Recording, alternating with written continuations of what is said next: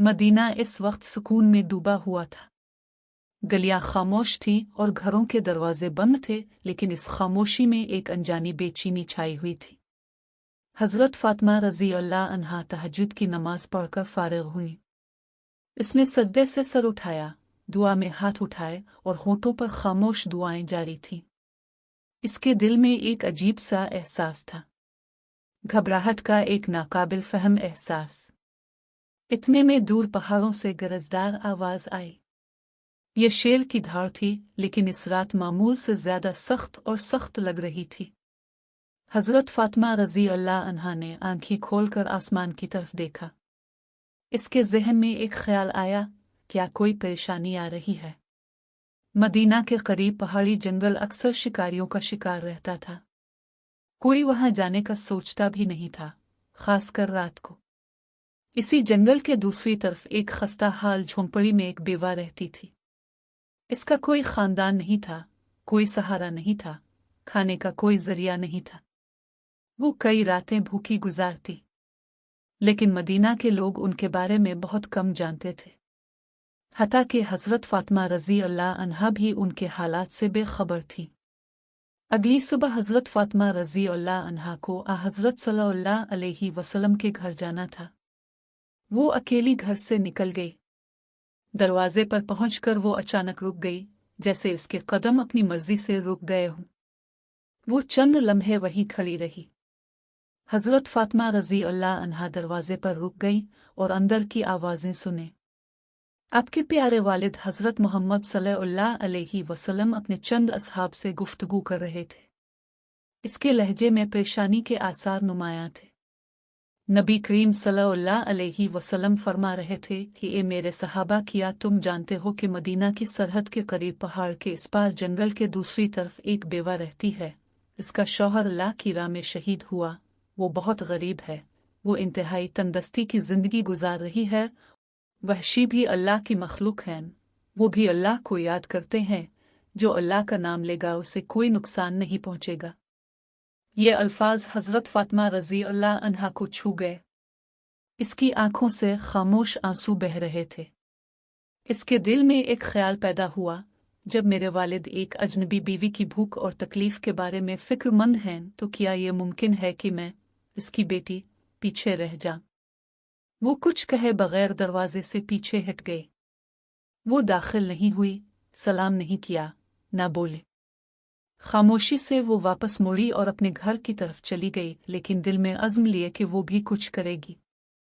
हकीकत में हज़रत फ़ातिमा रज़ी अल्लाह अन्हा बहुत नरम दिल थी। जब उसने सुना कि एक बेवा 2 दिन से भूखी है, तो इसका दिल टूट गया। वो जल्दी से अपने घर वापस आया। घर पहुंचकर उसने फौरन चूल्हा जलाया और अपने हाथों से 2 रोटियां तैयार की।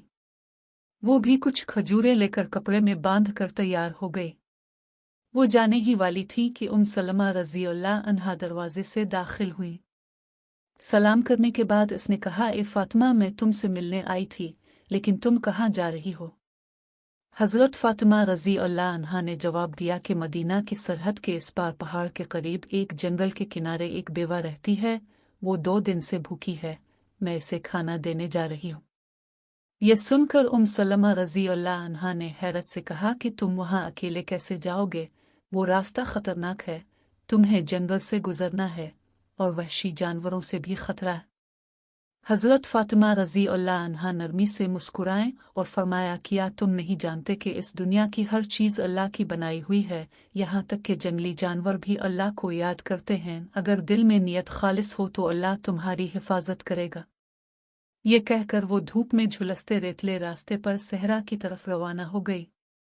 इसके कदम आहिस्ता आहिस्ता बढ़ रहे थे। कुछ ही देर में सूरज मगरिब की तरफ झुकने लगा। आसमान की रोशनी मध्यम होने लगी। जानवर अपनी पनाहगाहों को लौटने लगे। हिरन तेजी से अपने मस्कन की तरफ भाग। इसी दौरान नबी करीम सल्लल्लाहु अलैहि वसल्लम ने एक सहाबी से फरमाया कि जाओ और बेवा को कुछ खाना खिलाओ।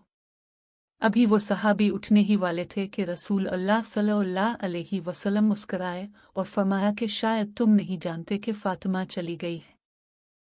ये सुनकर एक और साथी भी इसी इरादे से जंगल की तरफ रवाना हुआ। उधर हज़रत फ़ातिमा रज़ी अल्लाह अन्हा एक अजनबी और वीरान रास्ते से जंगल की तरफ चल रही थी।